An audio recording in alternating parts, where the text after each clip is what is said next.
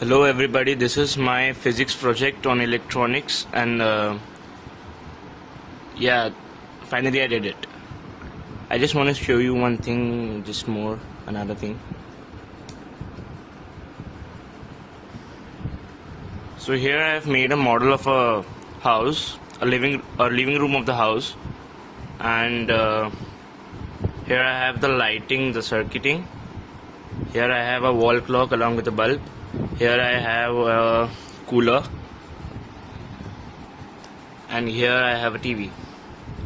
So yeah, this is it. Now I'll show you the connection, how is it done.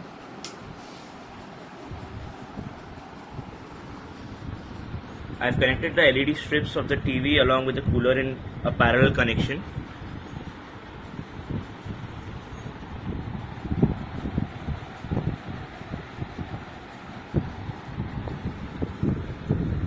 The bulb is individually connected to a series of batteries.